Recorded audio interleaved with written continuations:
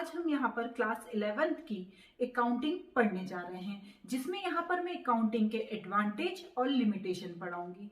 जैसा कि हम सभी जानते हैं कि अकाउंटिंग के कुछ एडवांटेज हैं, साथ ही साथ उसके कुछ लिमिटेशंस भी हैं। तो सबसे पहले स्टार्ट करते हैं स्टूडेंट्स इसके एडवांटेज से।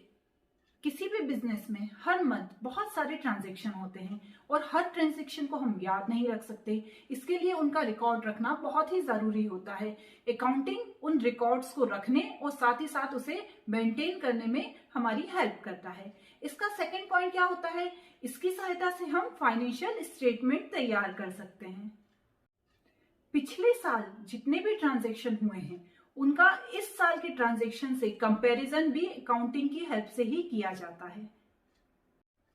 इसकी सहायता से मैनेजर अपने बिजनेस से रिलेटेड कोई भी डिसीजन ले सकते हैं। इसके नेक्स्ट पॉइंट में क्या होता है? ये बिजनेस के वैल्यूएशन में भी हेल्प करता है, जो कि बहुत ही इंपॉर्टेंट होता है किसी भी अकाउंटिंग पर्पस के लिए।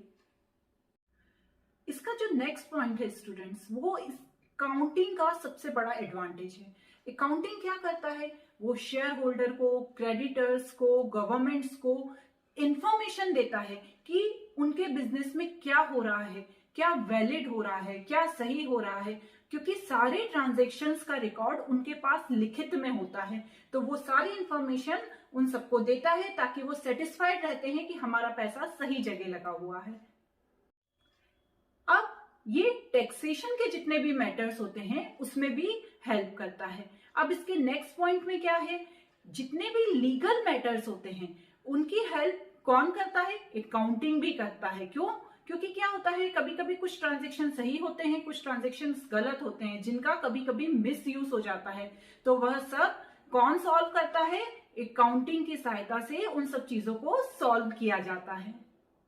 ओके स्टूडेंट्स, अब हमने इसके सारे एडवांटेज पढ़ लिए हैं।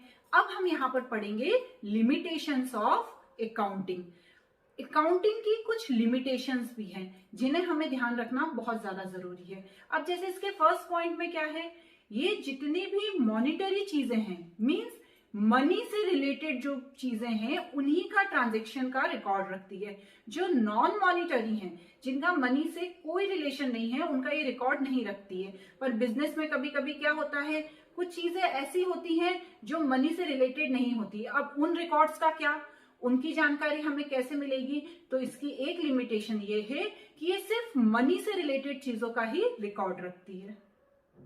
इसके नेक्स्ट पॉइंट में क्या होता है? कभी कभी क्या होता है स्टूडेंट्स, इसमें जो अकाउंटिंग में जो ट्रांजैक्शंस होते हैं वो अजम्पशंस के आधार पर भी रखे जाते हैं, जो गलत भी हो सकते हैं। इसके नेक्स्ट पॉइंट में फिक्स एसेट्स का जो प्राइस है, जो ओरिजिनल प्राइस है, सिर्फ उसी की एंट्री की जाती है। जैसा कि हम सभी जानते हैं, सपोज हमने एक वॉशिंग मशीन खरीदी। वॉशिंग मशीन अब हर साल उसका प्राइस कम होता जाता है, लेकिन हमने एंट्री किस बेसिस पे की है? उसके ओरिजिनल प्राइस के बेसिस पे, जो गलत होती है, जो इसका बहुत ही इंपॉर्टेंट लिमिटेशंस होता है। जैसा कि हम सभी जानते हैं कि मनी की जो वैल्यू है वो स्टेबल नहीं होती है, कभी बढ़ती है कभी घटती है। लेकिन अकाउंटिंग को उन सब चीजों से कोई मतलब नहीं होती, वो मनी की वैल्यू को हमेशा फिक्स रखता है। और इसकी लास्ट लिमिटेशन क्या है? इसमें मैनिपुलेशन हो सकता है, जो कि गलत होता है। इस तरह स्टूडेंट्स, अकाउंटिंग के कुछ एडवांटेज भी होते हैं और कुछ लिमिटेशंस भी होती है, जो बहुत ही इंपॉर्टेंट होती हैं और एग्जाम के पर्पस से तो बहुत ही ज्यादा इंपॉर्टेंट होती है। इसलिए इसके लिमिटेशंस को और इसके एडवांटेज को आप लोगों को समझना बहुत ही ज्यादा जरूरी है।